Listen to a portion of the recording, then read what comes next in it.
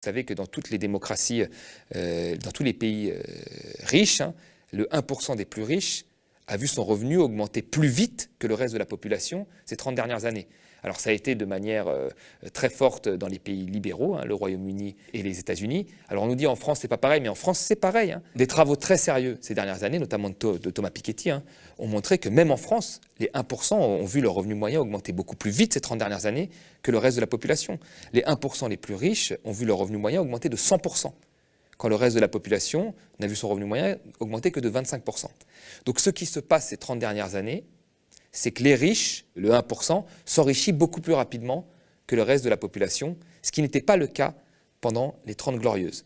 Donc vous avez 1% de la population en France qui a 25% du patrimoine, c'est-à-dire 25% de l'immobilier et de ce qu'il y a dans les comptes en banque, qui s'enrichit depuis 30 ans plus rapidement que le reste de la population. Et là, pendant cette crise-là, ce 1% s'est enrichi encore plus rapidement. Et là, on nous dit qu'il ne faut pas les taxer. Et c'est pareil pour les grandes entreprises. On nous dit qu'il ne faut pas les taxer. Et on prépare un programme où on va casser encore plus ce service public pour rembourser ce déficit, cette dette. Enfin, c'est n'importe quoi.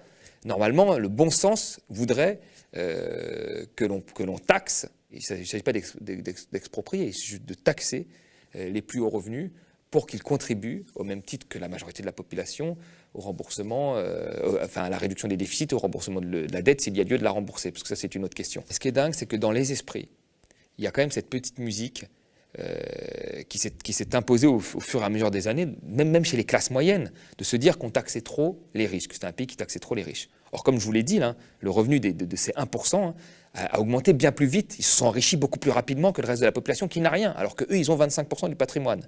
Et qui n'a rien. Vous voyez, tandis que leurs taxes ont même été pratiquement supprimées. Et ils ont réussi à négocier, en 2017, alors qu'ils s'étaient enrichis comme des malades ces 30 dernières années, ils ont réussi à négocier auprès de Macron une baisse de l'ISF qui leur a permis de gagner en termes de baisse de fiscalité 4 milliards. 4 milliards de baisse de fiscalité à ces 1% qui ont déjà 25% du patrimoine. Donc on est dans une situation complètement folle. Donc aujourd'hui, dire que chez nous, les riches sont plus taxés qu'ailleurs, déjà c'est faux, et nos riches milliardaires sont beaucoup plus riches chez nous que dans d'autres pays, une étude récente l'a montré.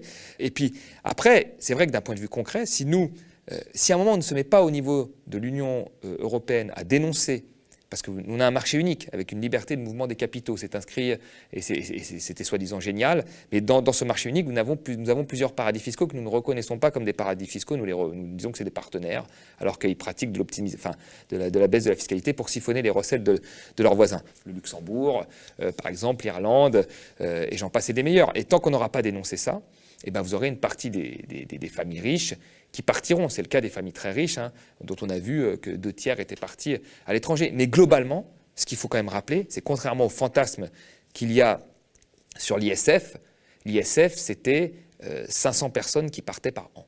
C'est tout. C'était 800 qui partaient, 300 qui revenaient. Parce que comme quoi, et donc ça faisait 500 par an. Mais vous aviez beaucoup plus tous les ans de gens, avec l'augmentation de l'immobilier, avec l'augmentation des revenus financiers, qui touchaient l'ISF. Donc en réalité, l'ISF était un impôt qui rapportait énormément d'argent, qui avait une forte rentabilité. Et donc l'aspect de dire oui, ça fait fuir tout le monde, non, ça faisait fuir 500 personnes par an, mais il y avait beaucoup plus de gens qui payaient l'ISF tous les ans avec l'augmentation du patrimoine financier et immobilier. Donc c'était un impôt qui était efficace et qu'il faut absolument remettre aujourd'hui.